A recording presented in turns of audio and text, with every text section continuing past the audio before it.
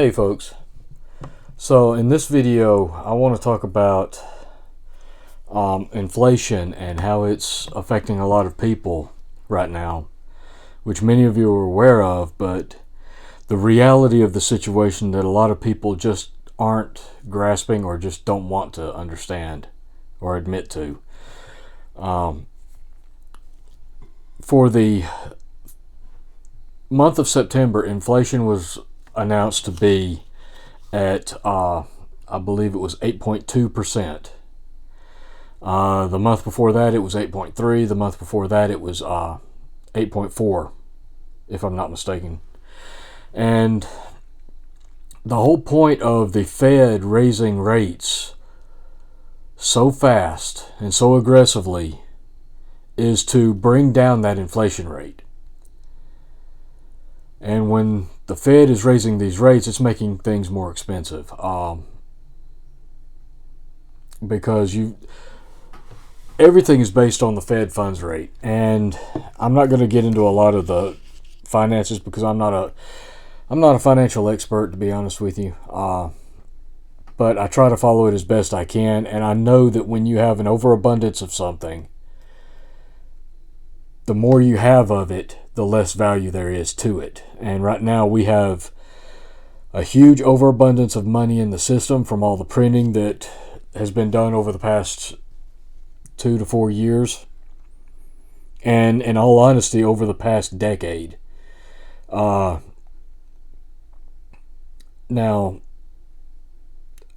coinciding with the value of the dollar decreasing over time due to constant printing and spending, we have supply chain disruptions from COVID that have really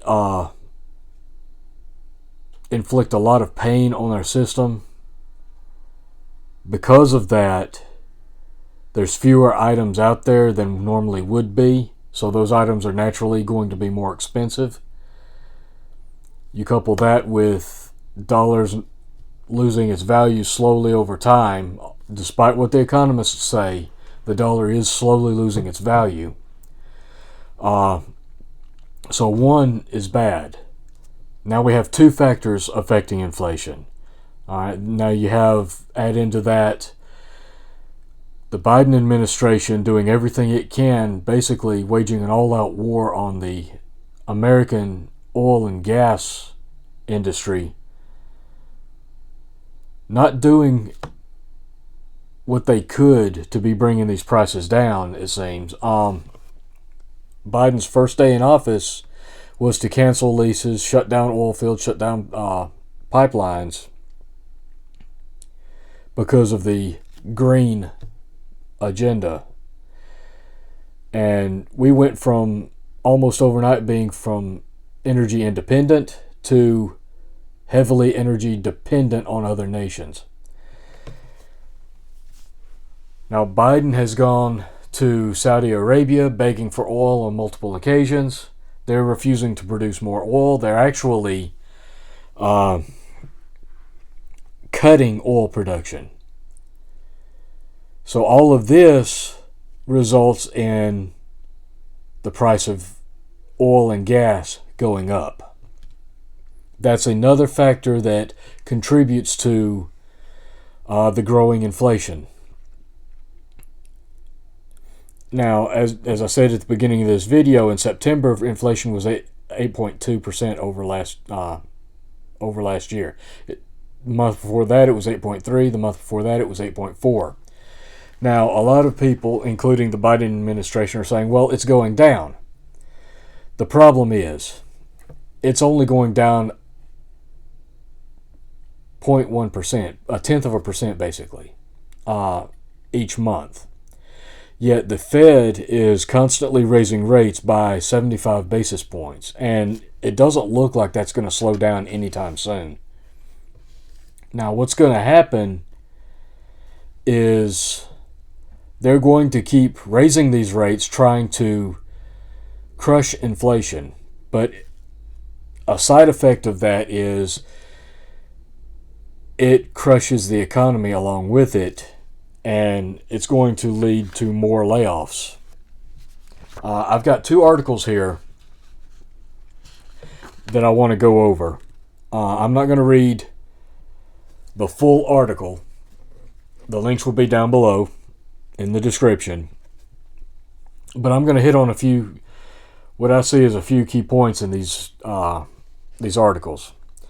The first is titled, Inflation Has Many People Living Paycheck to Paycheck. Here's how some banks are responding.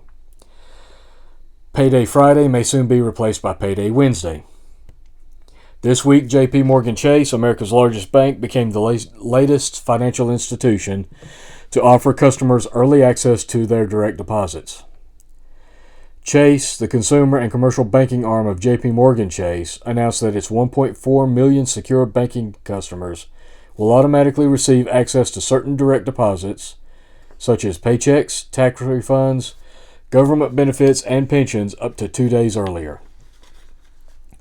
Offering access to critical direct deposits a day or two in advance could help customers, especially lower or middle income households who live paycheck to paycheck, pay their bills on time, avoid late fees, and navigate unexpected expenses, said Ryan McDonald, head of growth financial products for Chase. For them, the gap between the check clears and when the bills are due is often a big issue, he said. To solve for that, we are looking to close that gap.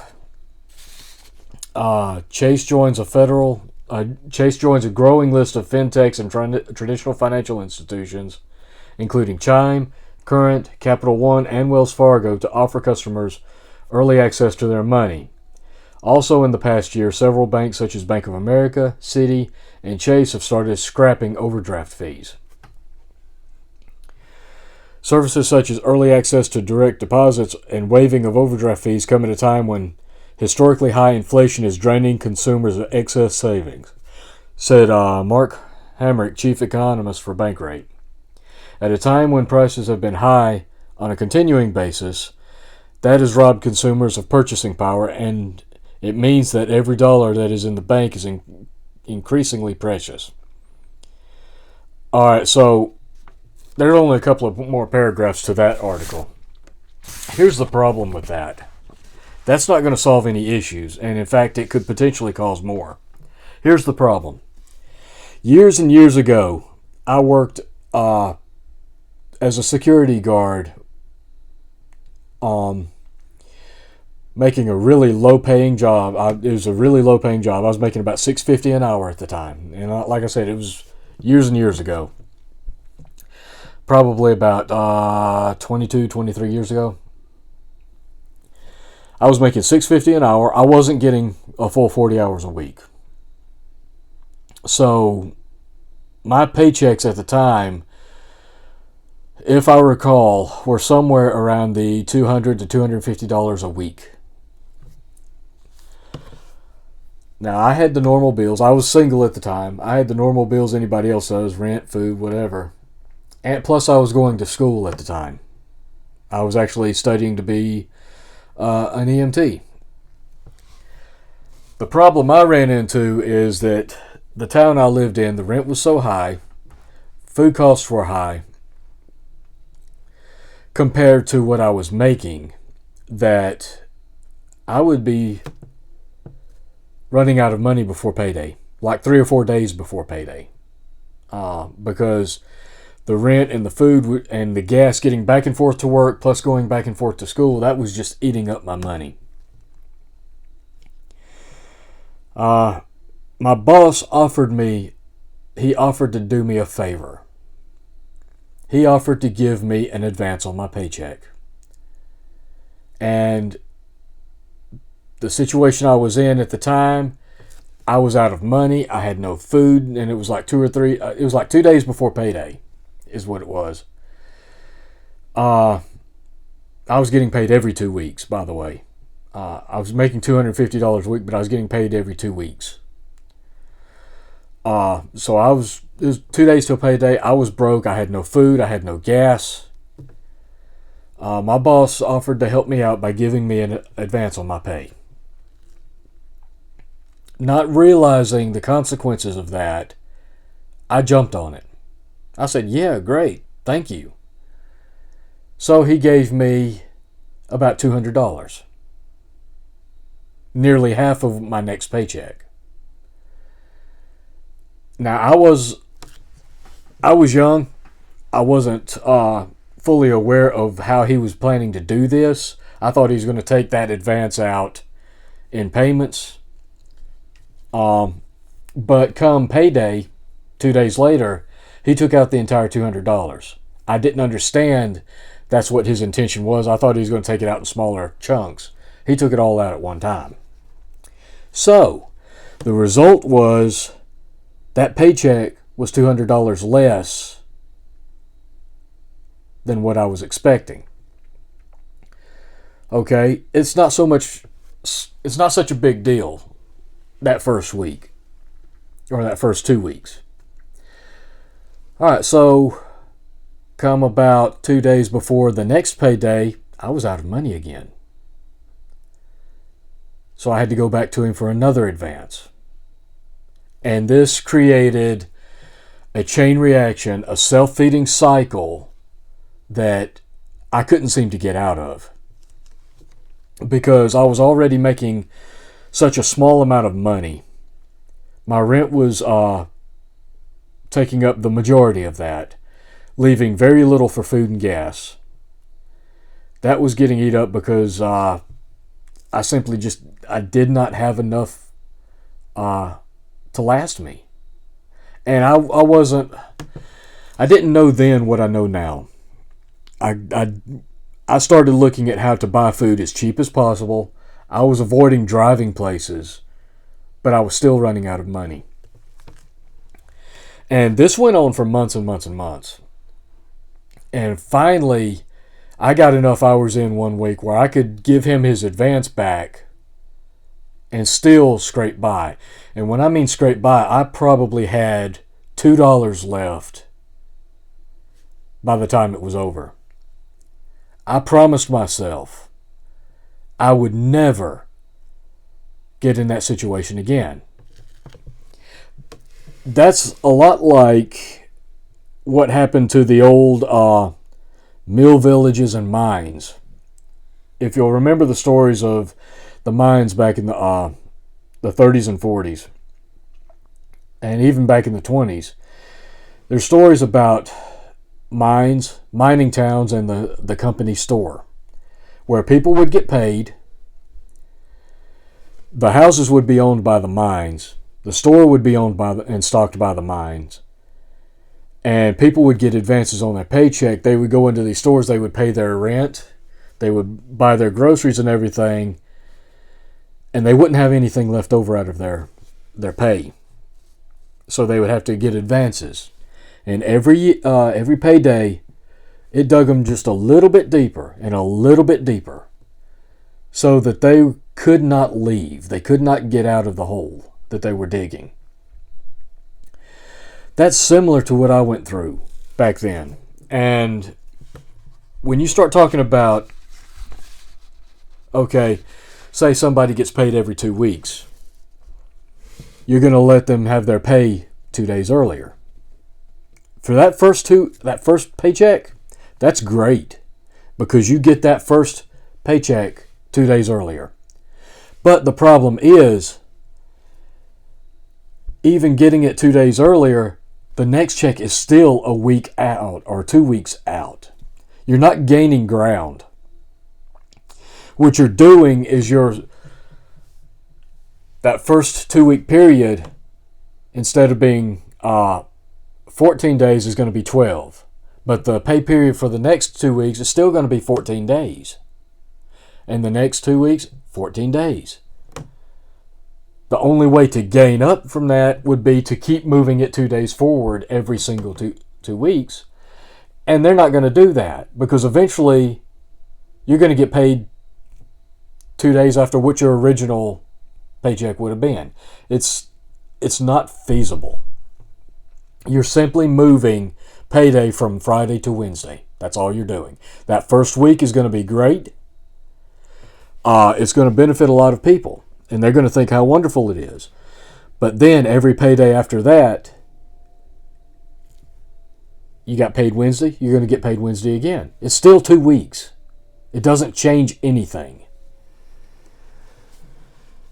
This is a solution that's not a solution and could potentially screw somebody up if they're not willing to understand how this works and what's going to happen. So I don't understand the reasoning. There's a plan behind the banks doing this, and at the moment, I don't understand this. That they're waiving overdraft fees. Okay, yeah, great. There's going to be strings to this somehow. There's going to be something about this that's going to screw people up. Aside from just the moving the paydays around. This is not going to help people. I do know that. But my gut is telling me there's going to be something else underlying this. What that is, I'm not sure yet. So, just be aware. That's what banks are planning to do. And I've already seen the notice from my bank saying that they were going to be offering it. I don't know if this is going to be something that's going to be voluntary. You can opt for it or not. Or if it's going to be something they're just going to do for everybody. So, be aware and pay attention to your bank accounts, because I'm not sure how this works or what all the strings are. I'm sure there's some kind of strings attached to it. Banks don't do anything unless they can profit off of it. They're in the business to make a profit. And this has got to benefit them in some way. I just don't see it at the moment. All right, moving on to the next article. The Federal Reserve is coming for your next raise. Your own paycheck is a battleground in the fight over inflation. All right, so I'm going to read a good bit of this one. This is a longer article, but this gives an indication of what's going to happen. It gives an indication of what the Federal Reserve is planning to do, and then I'll get into what I think is going to happen after that. All right, as the Federal Reserve fights rising prices, its efforts will be felt not just by borrowers and bond traders, but also pretty much anyone who works for a living. The central bank has been raising interest rates, making money more expensive to borrow, in a bid to slow down the whole economy so people don't spend so much. That way, businesses will offer lower prices. Part of the solution involves what Fed Chair Jerome Powell calls softening of labor market conditions. That softening, as Powell and his colleagues envision, will involve higher unemployment in the coming year. But Fed officials speak in abstractions, discussing supply and demand or the importance of righting imbalances between the two, while avoiding talk about the material consequences for workers. The language that's used to talk about monetary policy is almost designed to make it less clear what actually is at stake and what the real goals are, said J.W. Mason, an associate professor of economics at the City University of New York's John Jay College of Criminal Justice. Now I'm going to pause right there for a minute. That just told you what they're planning to do. They're planning on constricting and stomping down on the economy so much through these rate hikes. Their goal is higher unemployment.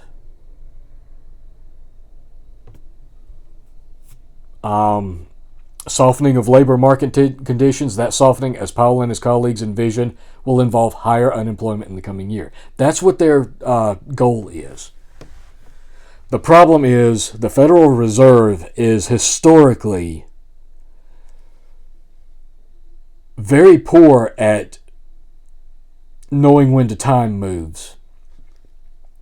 Usually when they start doing something, the goal is we're going to do this until the situation changes and we're going to stop before it causes any damage. The problem is they don't stop soon enough.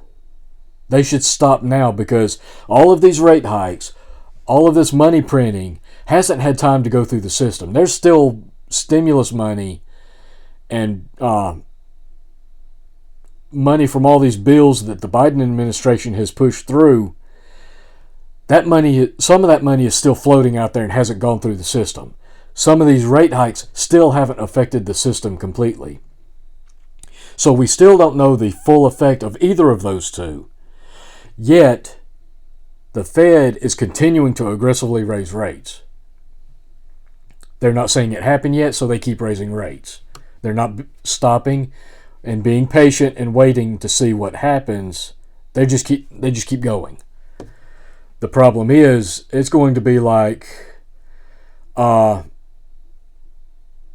going 70 miles an hour towards a cliff when your brakes are starting to go out. You think you're going to have time to stop. You hit that brake, you're not going to be able to stop fast enough. And then you're going to drive right off the cliff. All right, moving on. Powell has acknowledged that there will be some pain in the Fed's campaign against inflation, maybe to the point of recession. But even workers who stay employed will feel the impact of increased interest rates. The only way in which higher interest rates reduce inflation is by raising unemployment and thereby inducing workers to accept lower wages, Mason said. Wage growth accelerated this year to the fastest pace in more than 2 decades, but overall gains haven't kept pace with the rapidly rising prices for consumer goods. Powell has described stable prices as a necessary ingredient for a healthy economy. All right, so I'm going to pause there again. Again, they talk about reduce inflation by raising unemployment and lowering wages. The problem is the cost of goods is going to continue to be high. You're going to have more unemployment, and you're going to be able to buy less because you're not making as much. This is setting the country up for a disaster, an economic disaster. The nominal wage growth occurred amid an economy-wide mismatch between supply and demand that economists say resulted from supply problems, such as COVID-19 lockdowns in China, the war in Ukraine, and also strong pandemic relief policies. God, I am so sorry, folks. I have not been sleeping good here lately, so I am so sorry for that. The Fed can't do anything about the supply issues, but Powell has said it will keep pushing down on demand until inflation abates. So far, the Fed's historically rapid rate increases this year haven't done the trick, with overall inflation still flying high at 8.2% as of September, while unemployment remains at a historically low 3.5%. Again, they want to push down the economy. They want to try to choke down the economy, to slow it down, to lower prices, to raise unemployment, lower wages, but it's not having an effect. Unemployment is still roughly about the same. Inflation is still roughly about the same. Here's the thing. This next paragraph is important. The Fed's policymakers have said they expect unemployment to rise to 4.4% next year as a result of their actions, implying that millions of additional workers could face unemployment. So, next year, and bear in mind, this is October. We're halfway through October, over halfway through October. There's 2 months left in the year. So sometime next year, and I'm not sure exactly what point next year, whether it's the beginning, middle, end, whatever, they expect unemployment, or they're hoping unemployment goes from 3.5% to 4.4%. That's a big jump. Millions of people out of work. Companies are already looking at doing targeted layoffs. And that'll come up later in this article if I'm not mistaken. Powell has suggested that workers are too strong right now, describing the current power dynamic as out of whack with what the Fed would consider a better balance between bosses and employees. You have 2 job vacancies essentially for every person actively seeking a job. And that has led to a real imbalance in wage negotiating,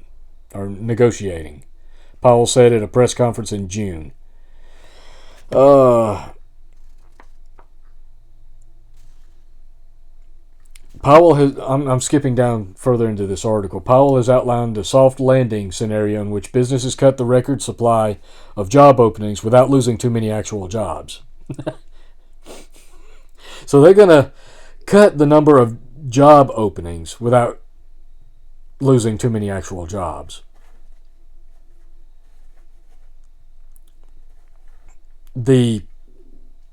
Oh Lord, the doublespeak in this is ridiculous. You cut job openings, what you're doing is you're doubling the workload of your current employees. And what they're talking about is also if an employee leaves, not hiring a replacement, just spreading that workload out among other employees.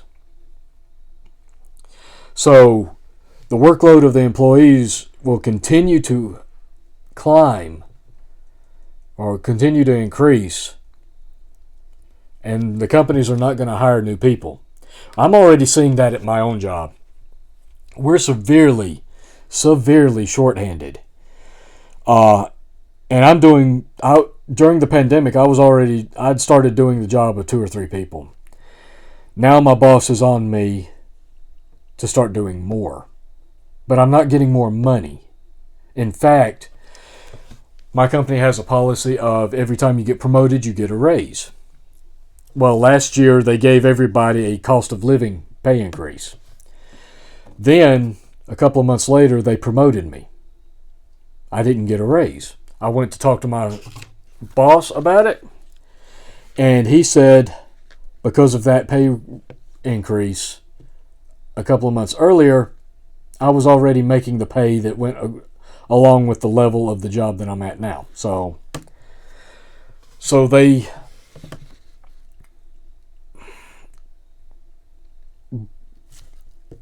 manipulated the situation so they would put more work on me and increase my job responsibilities without giving me more money.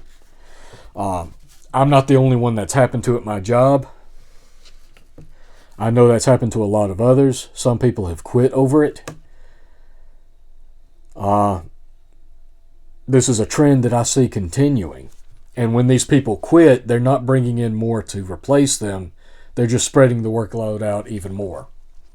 So as more people quit, the remaining employees continue to have even more responsibility dumped on them. But the pay is not going up to offset that.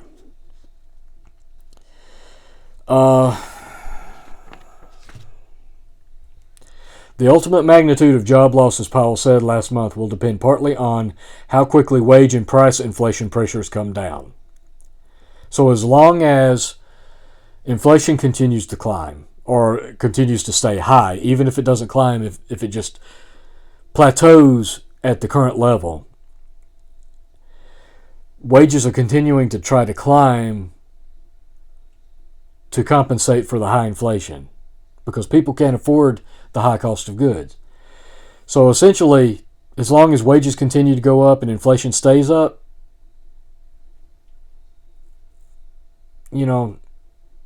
that's going to mean more job losses.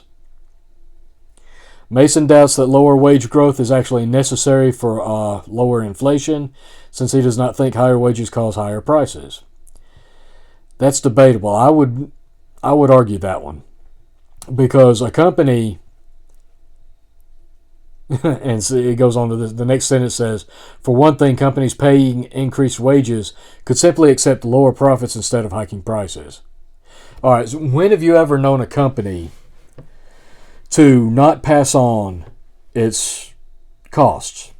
Employee costs are the highest expense outside of real estate that a company has. Employees are the most expensive asset a company has. So, corporations will not just swallow the cost of this. They're not going to eat this loss. They're going to pass this on to their customers. So if they have to increase pay to their employees, they're going to increase the cost of their product, and that's going to get passed on to the consumer. I mean, that's just the way it is. Very few companies, there are some, but very few companies are going to simply say, look, everything's costing us more, we can't go up on our prices, so we're just going to eat the difference. That means lower profits. Corporations are in the business to make profit. And when that profit goes down, their share prices go down. Their shareholders get nervous. They have an obligation to look out for the welfare of their shareholders. This is not a good situation, folks. We're already in a recession, despite what Biden would like us to believe.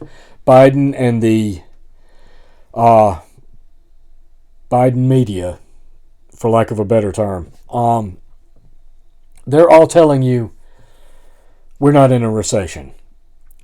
For decades, and I mean for decades, a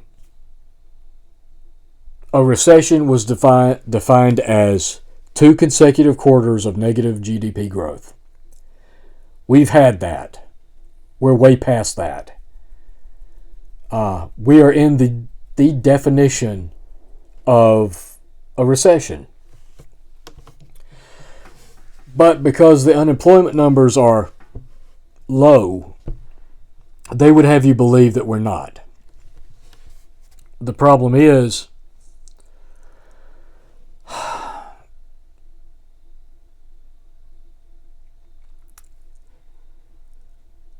I believe that the unemployment rate is having a delayed reaction because of the pandemic and everything. That the unemployment rate looks so good simply because for almost 2 years, the vast majority of our economy was just shut down. People were sitting at home. It looks so good right now because there are a lot of people working. But if I go out right now, I can drive through my town anywhere, and everywhere I look, I'm seeing hiring signs. There are job openings everywhere because there's still a lot of people not willing to work. This is a storm that's going to have disastrous consequences.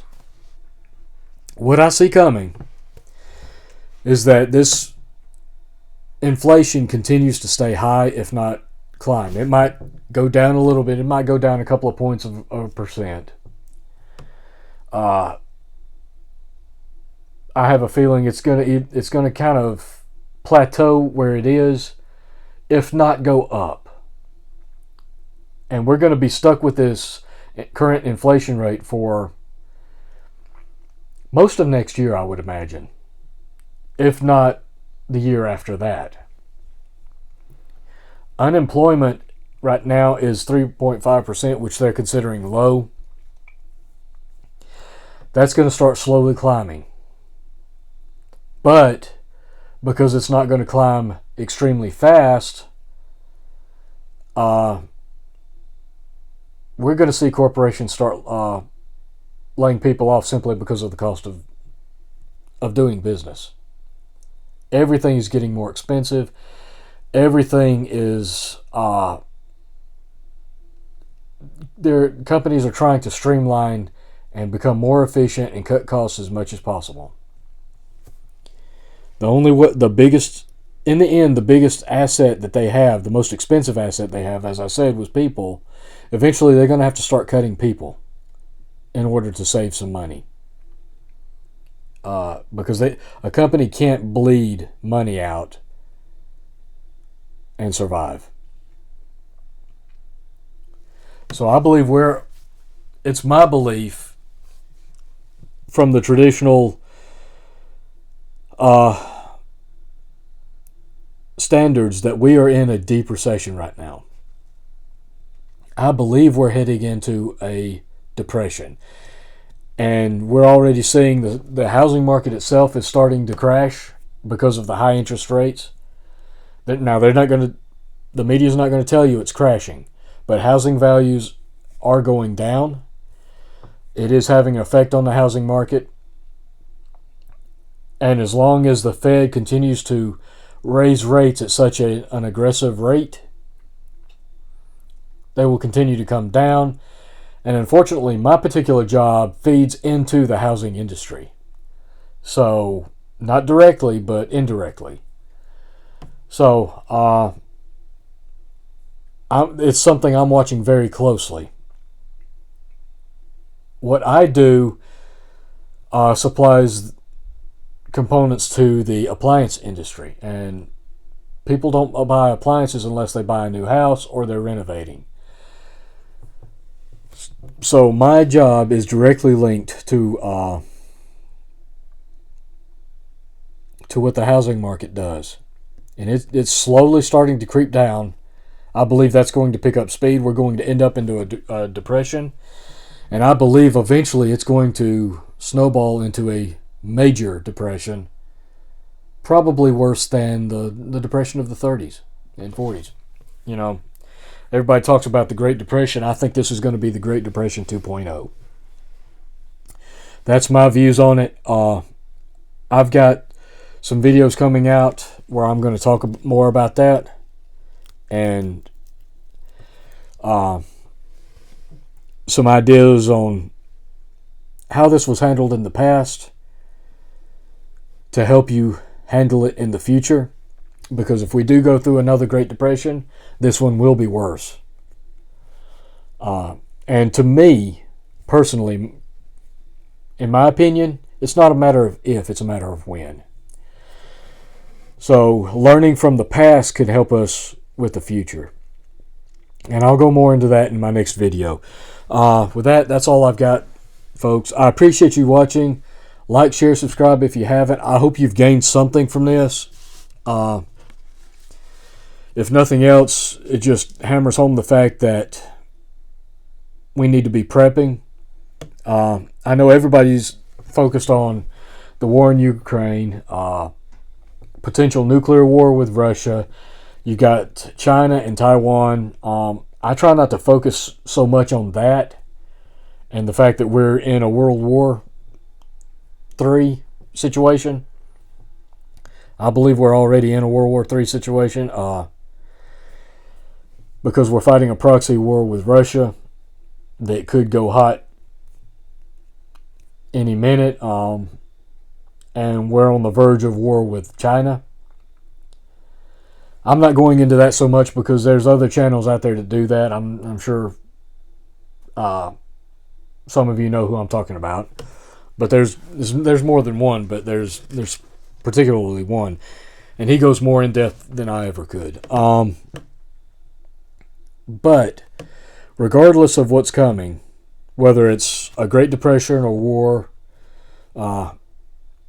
which ironically, throughout history, you have, I think the Patriot Nurse refers to it as the trifecta. You have three things that always seem to coincide. They may happen in different orders, but they always coincide. You've got war, famine, and disease. Well, we had disease with the pandemic. Now we've got war. The pandemic and the war are creating food shortages. Now we're looking at another potential Great Depression situation. So, personally, I wouldn't worry as much about nuclear war as I would about the foundations of prepping. And maybe that's a video that I need to go into later. One just on the foundations of prepping and what that entails. But anyway, I got off track. I appreciate you guys watching. Like, share, subscribe if you haven't. I hope you found this video useful. I'm pushing 40 minutes here, so I need to wrap this up. Until next time, folks, just take care and keep prepping. I'll catch you later.